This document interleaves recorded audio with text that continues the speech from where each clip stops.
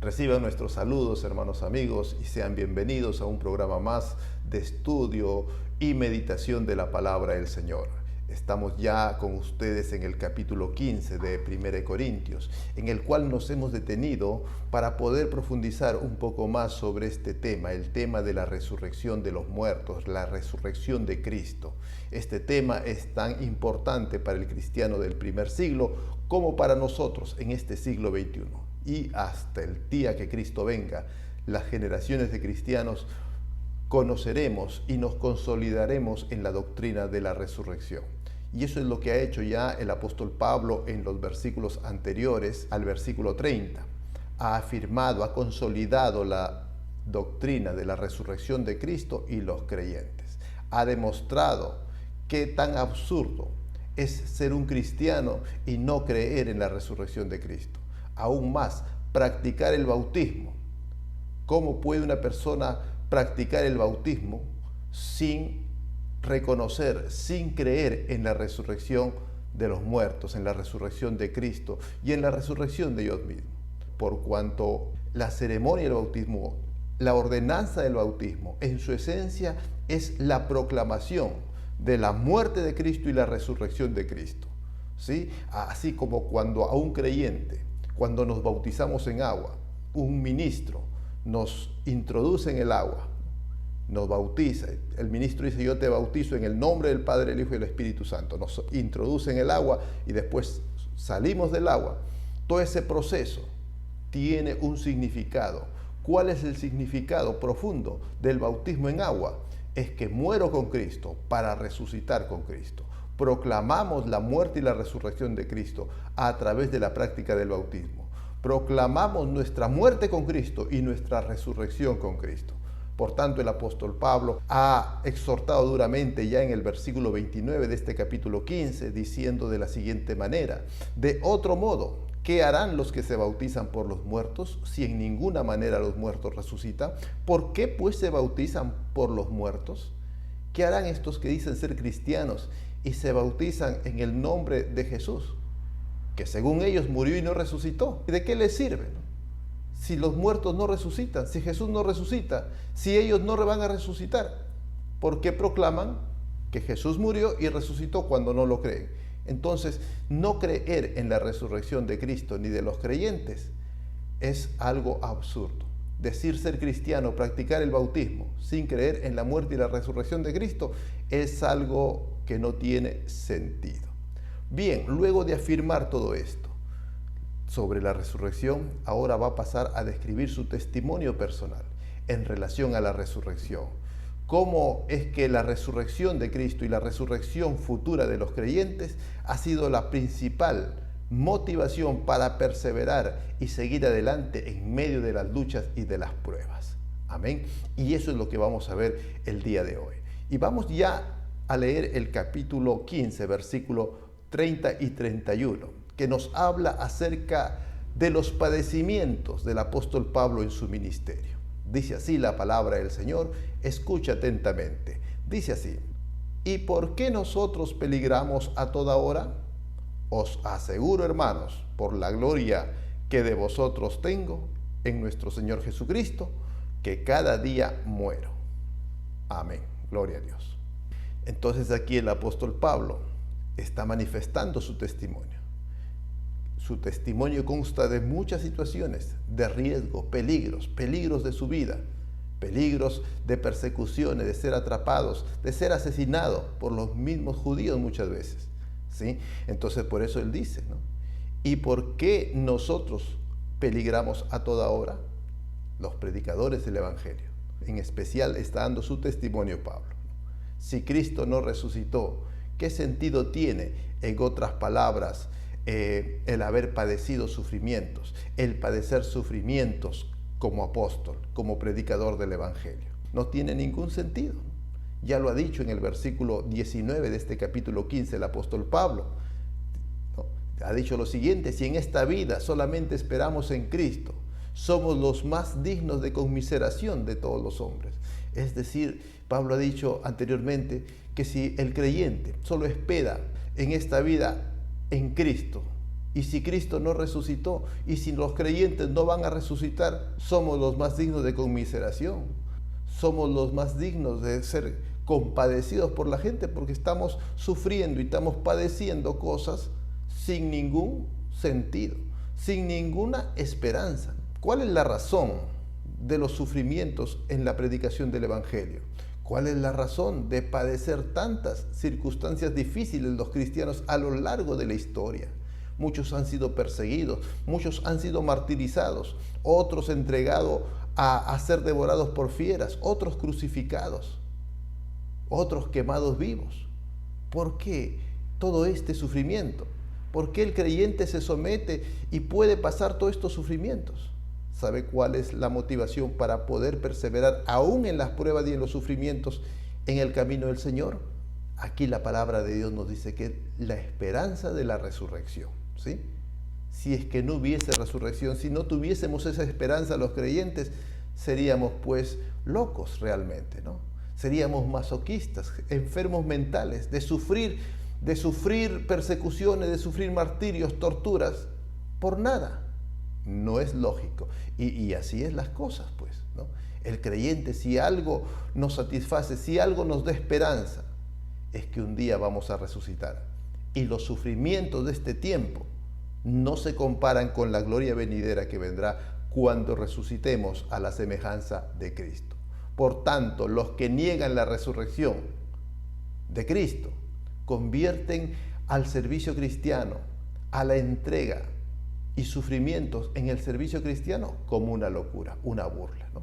Entonces, para el creyente, para el siervo de Dios, para el ministro que sufre, que padece, decirle que no hay resurrección es prácticamente una bofetada, una burla, ¿sí? Una necedad sería entonces el Evangelio, las misiones y todo lo que el creyente tiene que padecer. El apóstol Pablo dice que cada día él muere, ¿no? Cada día se niega a sí mismo, cada día niega sus pasiones, sus deseos, sus comodidades, su descanso, ¿no? Se negaba a sí mismo, ¿no? Y así hacía morir su yo cada día. ¿Por qué causa? ¿Por qué motivo? Un motivo principal es la resurrección de los creyentes. Amén. Si algo ha permitido a la iglesia estar viva hasta el día de hoy, poder sostenerse por más de 2000 años aquí en la tierra, es la esperanza de la resurrección. Amén. Gloria a Cristo. Vamos a pasar ahora luego ya a compartir el versículo 32 de este capítulo 15. Y ahí va a afirmar pues que la mayor motivación que Pablo, apóstol, ha tenido y todos los discípulos del Señor ante las persecuciones y sufrimientos, la mejor motivación para el servicio al Señor es la esperanza de la resurrección. Gloria a Cristo. Dice así el versículo 32. Si como hombre batallé en Éfeso contra fieras, ¿qué me aprovecha si los muertos no resucitan? Comamos y bebamos porque mañana moriremos. Aquí hace el apóstol Pablo una afirmación algo irónica, ¿sí? Hace una afirmación, ¿no? Y vamos a ver lo que dice, ¿no? Si como hombre batallé en Éfeso contra fieras, ¿a qué se referirá esto? Bueno, no creemos que sea que el apóstol Pablo haya sido echado al circo de Éfeso o al coliseo de Éfeso a ser devorado por fieras, ¿no? Y que era muy común en el tiempo antiguo. No creemos que haya sido así porque el apóstol Pablo era ciudadano romano y a un ciudadano no romano no podía hacerle eso, de lanzarlo a lo que es a los leones para que sea devorado o que luche con ellos. No. Más bien creemos que cuando dice el apóstol Pablo, ¿de qué me sirve haber batallado en Éfeso contra fieras? Se refiere a personas furiosas, personas enfurecidas contra el apóstol Pablo, contra su predicación, como ocurrió, por ejemplo, con la revuelta que organizó un tal Demetrio, un platero, allá en Éfeso, ¿no? Y en muchos lugares el apóstol Pablo, recordemos, en Listra fue apedreado y quedó casi muerto el apóstol Pablo, ¿sí? Tendido en las calles, ¿no? Todo eso, ¿no? Todos esos sufrimientos, ¿de qué me aprovecha si los muertos no resucitan? ¿De qué me aprovecha si Cristo no resucitó? ¿De qué me aprovecha si yo un día no voy a resucitar? Dice el apóstol Pablo, ¿no? Y aquí menciona un dicho muy común, ¿no? Comamos y bebamos que mañana moriremos entonces. Les hace recordar el dicho de los filósofos griegos, los epicúreos. Así proclamaban. Ellos decían, comamos y bebamos porque a más de esta vida no hay más, ¿no? Aquí se acaba todo. Entonces, al no haber una esperanza futura, una esperanza de resurrección, los filósofos griegos y la filosofía griega, ¿no? La filosofía griega, al no tener una esperanza futura de resurrección, sea para juicio o sea para vida eterna, eso los movía a llevar una vida licenciosa, ¿sí? Una vida en la cual disfrutaban de todos los placeres de esta tierra, de la carne, comer, beber, ¿sí? Disfrutar el goce temporal de la carne y llevar así una vida inmoral. Esa forma de vida era motivada. Y los corintios estaban siendo muy influenciados por la filosofía griega, sobre todo la filosofía de los epicúreos, donde dice, comamos y bebamos, que mañana moriremos. La vida aquí termina, ¿no? Demos rienda suelta al placer, al gusto. ¿Por qué? Porque aquí se acaba todo. Resurrección ellos no creían. Y al parecer ellos estaban prestando oídos a la filosofía de este mundo, al conocimiento de este mundo, lo que le llama el apóstol Pablo. Entonces, algo importante, no prestar oídos a filosofías huecas, a vanas sutilezas. Eso en otra carta también el apóstol Pablo a los creyentes recomienda, exhorta a no prestar oído, a no juntarse con gente que no tiene la misma doctrina, la misma enseñanza cristiana, y sobre todo aquellos pensamientos filosóficos, aquellos pensamientos religiosos contrarios al cristianismo, a la palabra de Dios. Por tanto, aquí tenemos una aplicación para nuestros días también. No podemos prestar oídos. La iglesia no puede estar prestando oídos a enseñanzas, doctrinas falsas, incompatibles con la palabra de Dios. Toda doctrina falsa, hermanos, conduce a la corrupción de la iglesia. Por tanto, no podemos nosotros prestar oídos a cosas que no edifican. Todo me es lícito, mas no todo edifica.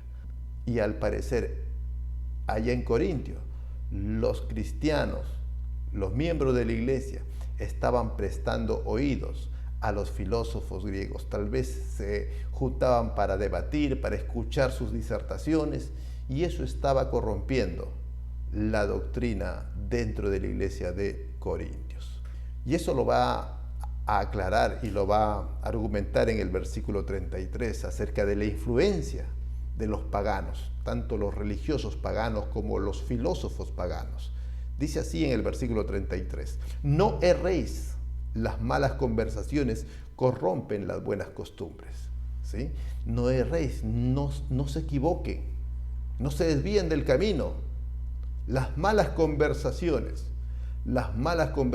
con los filósofos griegos, con los religiosos paganos, están corrompiendo la buena práctica y la buena doctrina de lo que es el bautismo y la resurrección. Entonces ellos estaban juntando, estaban participando, estaban debatiendo, y eso estaba afectando la doctrina, la práctica de lo que es el bautismo y la resurrección de los muertos. La resurrección de Cristo estaba siendo atacada, la resurrección de los creyentes estaba siendo negada por algunos allí en la iglesia de Corintios. Por esta razón, el apóstol Pablo cita esta frase: las malas conversaciones corrompen las buenas costumbres. Esta frase es de un filósofo griego, Menandro, ¿no?, quien escribió así en una de sus obras. Y era muy conocido en ese tiempo este filósofo griego. Aquí de manera irónica el apóstol Pablo les menciona esto, ¿no? Les menciona algo que ellos estaban prestando oído, pero dejándose contaminar por la sabiduría o filosofía de este mundo, de este siglo. Entonces, hermanos, una enseñanza para nosotros, amén, no prestar oídos a filosofías paganas y huecas sutilezas, sobre todo aquellos que recién se han convertido, aquellos que no tienen una base sólida todavía en cuanto al evangelio y a la doctrina cristiana, amén. No es bueno participar en este tipo de debates si es que no estamos bien preparados. El apóstol Pablo ha dicho ya en el capítulo 3, versículo 13, hablando de esta filosofía, ha dicho que la sabiduría de este mundo es insensatez para Dios, pues escrito está, Él prende a los sabios en la astucia de ellos, y otra vez el Señor conoce los pensamientos de los sabios que son vanos. ¿Por qué mencionó eso en el capítulo 3, versículo 19? Porque los corintios estaban escuchando a los sabios, los filósofos griegos, que estaban contaminando la doctrina cristiana allá en Corintios, ¿no? Muy bien, entonces podemos decir que no se puede conciliar, no se puede sincretizar la filosofía pagana con la doctrina, con la sabiduría de Dios, la doctrina cristiana. Es incompatible cuando usted analiza a profundidad lo que es la sabiduría de este mundo o las filosofías de este tiempo y de este mundo. Poder en el nombre de Cristo. Ya en el versículo 24 vamos a ver una exhortación final también para los hermanos de Corintio. Dice así el versículo 34. Velad debidamente y no pequéis, porque algunos no conocen a Dios. Para vergüenza vuestra lo digo. Amén. Gloria al Señor. Aquí el apóstol Pablo está exhortando, ¿no? Muchos de los que estaban en la iglesia de Corintios, muchos de los que se habían bautizado ya en la iglesia de Corintios, lo habían hecho sin creer en la resurrección de Cristo, ni en la resurrección de los creyentes algunos. Esto estaba ocurriendo. Mucha gente se ha bautizado, claro, no todos, pero desconociendo la resurrección de Cristo, desconociendo el significado del bautismo, ¿no? Y se bautizaban, se hacían cristianos, pero no creían en la resurrección de Cristo, no creían en la resurrección de ellos mismos. Por tanto, el apóstol Pablo les hace esta exhortación fuerte: velad debidamente, estad despiertos, no pequen, porque algunos, no dice todos, algunos nada más dentro de la iglesia se estaban desviando, y simplemente había gran parte de la congregación que no conocía a Dios. No había sido conocido a Dios, ni Dios los conocía. Es decir, no habían nacido de nuevo, no habían sido justificados por la sangre de Cristo, aún estaban en sus delitos y pecados. Eran cristianos solamente de labios, mas su corazón no estaba con Cristo, no habían nacido de nuevo. Y ese es un gran problema, hermano. Ese es un gran problema en la iglesia de hoy y en todos los tiempos. La ignorancia, el desconocimiento de lo que es la doctrina cristiana básica. En este caso, por ejemplo, la doctrina de la resurrección de Cristo y todas las doctrinas fundamentales del Evangelio. Cuando una iglesia desconoce, cuando una iglesia no maneja las principales doctrinas cristianas, está en un riesgo pues de tener gran cantidad de membresía en una iglesia local. Dentro de esa membresía abundante, la gran parte no ha nacido de nuevo. Gran parte de concurrentes, de congregantes, de miembros de las iglesias donde no se afirma la doctrina cristiana, no han nacido de nuevo, no conocen a Dios, no son cristianos de verdad, ¿sí? Y eso con las consecuencias que trae para la iglesia.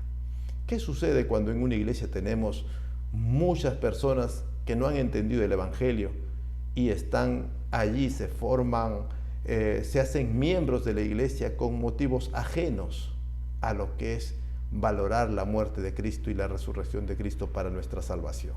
Cuando no está bien compenetrada esa doctrina dentro de la iglesia, vamos a tener gran cantidad de creyentes solamente que profesan con sus labios ser cristianos, pero no han nacido de nuevo. Eso trae muchos problemas en la iglesia, muchos casos de inmadurez espiritual, divisionismos, pleitos, inmoralidades de todo tipo, mundanalidad dentro de la iglesia, escándalos terribles dentro de la iglesia. ¿Por qué? Porque tenemos mucha gente en la iglesia que no ha nacido de nuevo, mucha gente que por falta de conocimiento, de la verdad, pues viene a una iglesia y no sabe qué hace ahí, no experimenta las bendiciones del nuevo nacimiento en Cristo Jesús. Por eso lo importante y la exhortación para todos los pastores, maestros, enseñar la doctrina cristiana, enseñar las verdades fundamentales del Evangelio es importante. Es importante para que una iglesia, una congregación, se mantenga firme y fiel en el camino del Señor. ¿Sí? Tengamos más, mucho más cristianos, miembros convertidos en la iglesia, que miembros que solamente son profesantes, más no han nacido de nuevo ni se han convertido. Esa es la exhortación final ya de este párrafo que hemos leído, del versículo 30 hasta el 34, mis queridos hermanos. Esperamos que esta palabra nos esté ayudando a valorar la enseñanza bíblica dentro de la iglesia, valorar la doctrina de la resurrección, que es lo que se está tratando en este párrafo que hemos meditado el día de hoy. Bien, hermanos, ahí nos vamos a quedar ya con vosotros en el compartir la palabra del Señor, y luego ya estaremos compartiendo lo que viene, ya la explicación de cómo se da el proceso de la resurrección de los muertos, ¿sí? Es algo tremendo, es un milagro realmente de Dios, pero así es y así será el día que los cristianos pues resucitemos a la imagen de Cristo. Bien, mis amados hermanos, que Dios les bendiga. Muchas gracias por su atención y nos estaremos viendo en nuestro próximo programa. Dios les bendiga. Muchas gracias.